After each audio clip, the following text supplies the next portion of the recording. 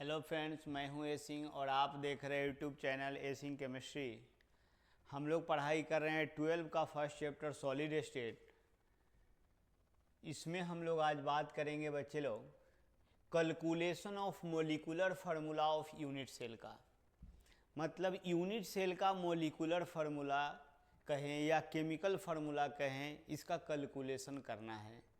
तो बच्चे लोग सबसे पहले हम ये जानें कि मोलिकुलर फार्मूला क्या है। आप ध्यान देंगे मोलिकुलर फार्मूला क्या है इसका, तो हम लोगों को देखना क्या है कि जिस यूनिट सेल की चर्चा हम लोग करेंगे उस यूनिट सेल में जो कॉन्स्टिट्यूएंट पार्टिकल्स है उसके सिंपलेस्ट रेशियो को हम लोग मोलिकुलर फार्मूला बोल रहे हैं, या हम उसके केमिकल फार्मूला कह सकते हैं। तो बच्चे लोग ध्यान देंगे कि आप पहले से जानते हैं कि क्यूबिक यूनिट सेल की स्टडी हम लोग इसमें कर रहे हैं।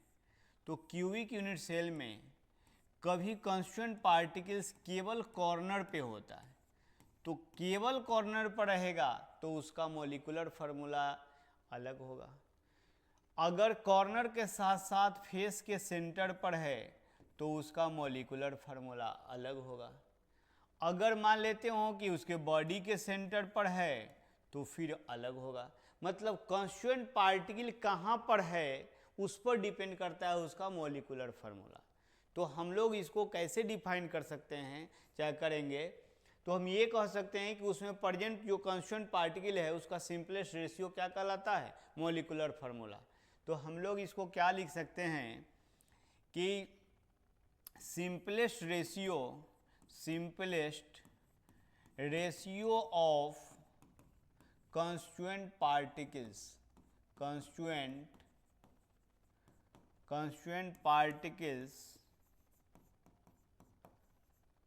of unit cell is known as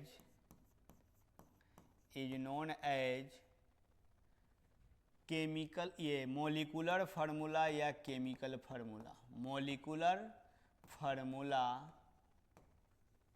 of unit cell. मतलब आप क्या बोल सकते हैं, तो simplest ratio of constituent particle, मतलब ये वाला of unit cell is known as molecular formula of unit cell. मतलब क्या है, यूनिट सेल में जो कॉन्स्टिट्यूएंट पार्टिकल का सिंपलेस्ट रेशियो है उसको हम लोग क्या बोलते हैं बच्चे लोग, मोलिकुलर फार्मूला। हम लोग इसको एक क्वेश्चन के माध्यम से समझ सकते हैं कि मोलिकुलर फार्मूला क्या है किस यूनिट सेल का। तो बच्चे लोग क्वेश्चन स्क्रीन पर दिख रहा है, if constituent particles A present at corner, present A at कहाँ पर बच्चे लोग, corner, and B present at कहाँ पर बच्चे लोग, centre of unit cell, centre of कहाँ बच्चे लोग, unit cell. Then calculate molecular formula of unit cell. कहने का मीनिंग है कि इसमें बताया गया है इस क्वेश्चन में कि कॉन्स्टिट्यूएंट पार्टिकल ए जो प्रेजेंट है वह कॉर्नर पर प्रेजेंट है और बी जो प्रेजेंट है सेंटर ऑफ यूनिट सेल पर प्रेजेंट है। तो आप इसका जो है बनाइए क्या चीज़, मोलिकुलर फार्मूला। तो सबसे पहले क्वेश्चन के अकॉर्डिंग हम लोग यहाँ पे डायग्राम बनाएंगे। तो मैंने यहाँ पे क्यूबिक यूनिट सेल बना दिया। क्यूबिक यूनिट सेल में ए कहाँ प्रेजेंट है भाई, तो ए प्रेजेंट है कॉर्नर पर।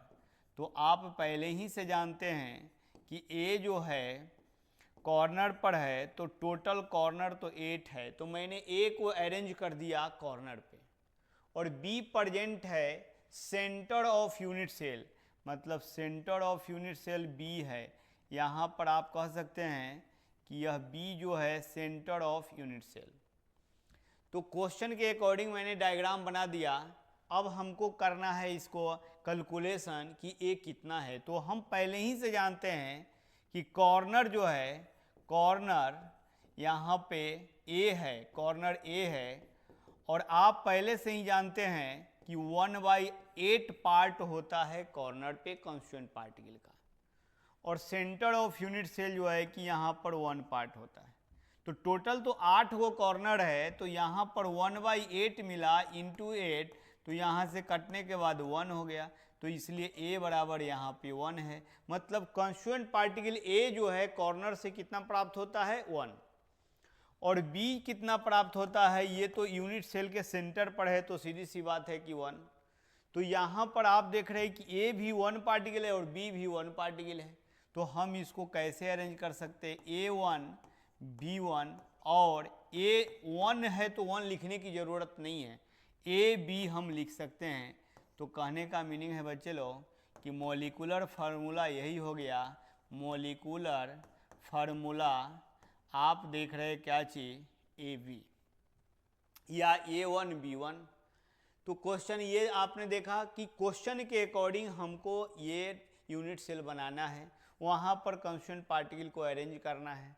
फिर हम नेक्स्ट क्वेश्चन की बात करें, इसमें नेक्स्ट क्वेश्चन दिया गया है कि इफ़ कॉन्स्टिट्यूएंट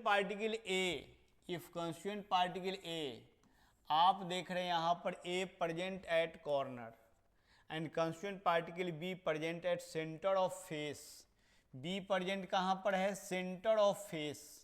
आप देख रहे हैं यहाँ पर centre of face, A present है कॉर्नर पे और B प्रेजेंट है centre of face, and centre of unit cell भी, एंड सेंटर ऑफ कहाँ पर, B दो जगह प्रेजेंट है, फेस के सेंटर पर और यूनिट सेल के सेंटर पर।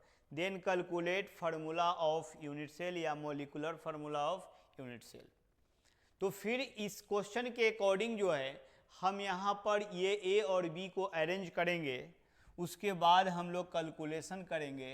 बच्चे लोग ध्यान देंगे, यहाँ पर यह जो क्यूबिक यूनिट सेल हम बना रहे हैं, तो क्वेश्चन के अकॉर्डिंग हम लोग चर्चा करेंगे कि A कहाँ पर प्रेजेंट है। तो क्वेश्चन में यह बताया गया है कि A प्रेजेंट है यहाँ पर कॉर्नर पर, तो टोटल कॉर्नर तो आप पहले ही से जानते हैं कि 8 होता है, तो A तो मैंने अरेंज कर दिया।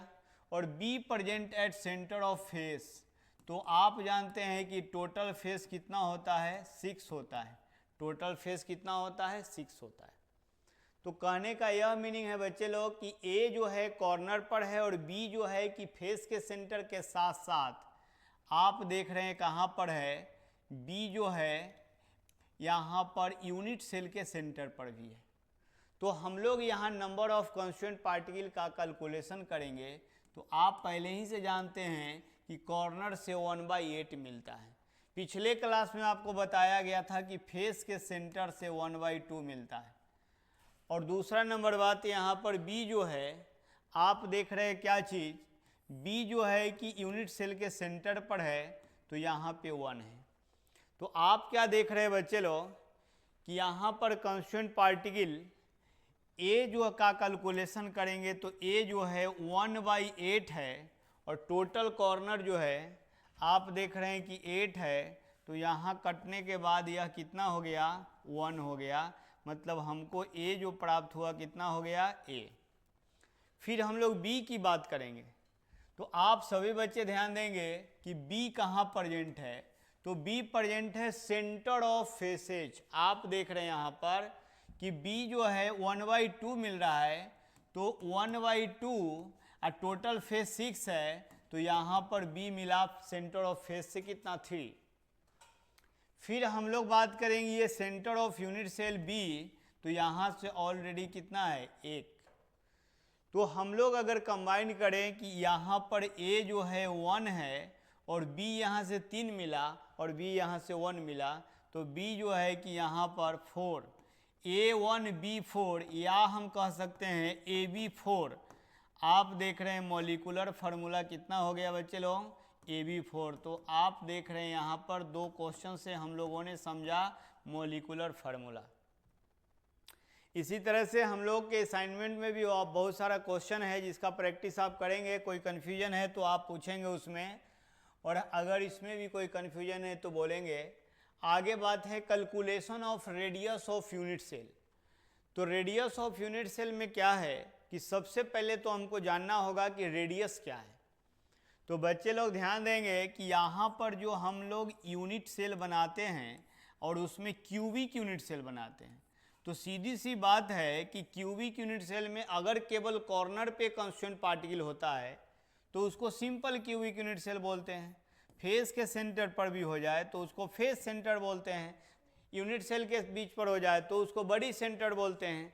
तो सेम उसी तरह से हम इसमें से एक फेस को यहाँ पर लेते हैं, बच्चे लोग ध्यान देंगे। तो सीधी सी बात है कि यहाँ पर केवल कॉर्नर पर है तो इस तरह से आ जाएगा। तो यहाँ से यहाँ का जो डिफरेंस है इसी को तो आर बोलते हैं, यहाँ से यहाँ का जो डिस्टेंस है इसी को तो आर बोलते हैं। फिर ये भी जो है कि यहाँ से यहाँ जो है आर है, फिर यहाँ से यहाँ जो है कि आर है। तो कहने का मीनिंग क्या है कि यही रेडियस है। दो कनेक्टिव एटम, किसी भी यूनिट सेल में दो कनेक्टिव एटम के बीच का जो डिस्टेंस है उसका एवरेज वैल्यू क्या कहलाता है? रेडियस कहलाता है। बच्चे लोग आप सब लोग यहाँ पर ध्यान देंगे कि ये रेडियस है। तो जब सभी यूनिट सेल में कांस्टेंट पार्टिकल का अरेंजमेंट अलग अलग होता है तो फिर रेडियस भी तो अलग अलग होगा, क्योंकि यहाँ पर केवल कॉर्नर कॉर्नर पर है। अगर हम बॉडी सेंटर की बात करें तो फिर वहाँ पर अलग ढंग से जो है कि कांस्टेंट पार्टिकल अरेंज होगा। फिर अगर हम फेस सेंटर की बात करें तो वहाँ पे अलग से होगा। तो हम लोग यहाँ पर रेडियस की बात कर सकते हैं कि यहाँ पर सिंपल के लिए अलग होगा, एफसीसी के लिए अलग होगा, बीसीसी के लिए अलग होगा। तो बच्चे लोग रेडियस आपने समझ गया कि रेडियस क्या है। अब हम लोग सभी यूनिट सेल के लिए अलग अलग चर्चा करेंगे। तो यहाँ पर ये जो क्या है कि किसी भी यूनिट सेल में नियरेस्ट कांस्टेंट पार्टिकल के सेंटर के बीच का डिस्टेंस का एवरेज वैल्यू क्या कहलाता है? रेडियस। तो हम लोग कैलकुलेशन करेंगे रेडियस का।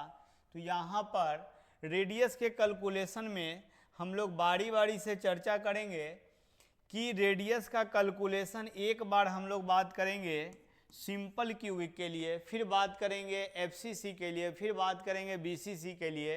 तो फर्स्ट में हम लोग बात कर रहे हैं बच्चे लोग रेडियस ऑफ, यहाँ पर simple cubic unit cell, radius of simple cubic unit cell. बच्चे लोग इसमें कैलकुलेशन कैसे करेंगे हम लोग? तो आप देख रहे हैं क्या चीज़ कि radius of simple cubic unit cell में सबसे पहले तो हम लोग इसका सिंपल क्यूबिक यूनिट सेल का डायग्राम बनाएंगे। आपने देखा कि यह जो है कि सिंपल क्यूबिक यूनिट सेल का डायग्राम बन गया। यही है सिंपल क्यूबिक यूनिट सेल। क्यों भाई? क्योंकि कांस्टेंट पार्टिकल केवल इसमें कहाँ पर है? तो कॉर्नर पर है। अब हम लोग इसके एक फेस को लेंगे, एक फेस को लिया तो इसमें प्रत्येक कॉर्नर पर कांस्टेंट पार्टिकल आपको दिख रहा है। तो यहाँ से यहाँ आर, यहाँ से यहाँ आर, ये भी आर, यहाँ भी आर। तो आप देखिए यहाँ से यहाँ का जो डिस्टेंस है वह एज लेंथ है। यह क्या है बच्चे लोग? Edge length. तो हम लोग देख रहे हैं यहाँ पर क्या चीज़ कि एज लेंथ बराबर है यहाँ पर 2r, 2 गो आर है, यहाँ पर ए है। तो a बराबर 2r है तो r बराबर हम लिख सकते हैं a/2। तो यही रेडियस का कैलकुलेशन हो गया बच्चे लोग। आप देख रहे हैं यहाँ पर वेयर r जो है क्या है? रेडियस है, और a क्या है बच्चे लोग? एज लेंथ है। आप सब लोग ध्यान देंगे कि यह एज लेंथ है। इसी तरह से कैलकुलेशन होगा एफसीसी के लिए भी अलग, बीसीसी के लिए भी अलग। सबका कैलकुलेशन एक एक करके हम लोग करेंगे। तो अभी तक में जो आपने पढ़ाई किया उसमें अगर कोई टाइप का कन्फ्यूजन हो तो आप हमें कमेंट करके पूछेंगे और सजेस्ट करेंगे कि इसमें क्या दिक्कतें हुई है, तो मैं उसको दूर करूँगा। तो अभी इस क्लास में आज इतना ही बच्चे लोग, आप इसको रिवाइज करिए। Thank you.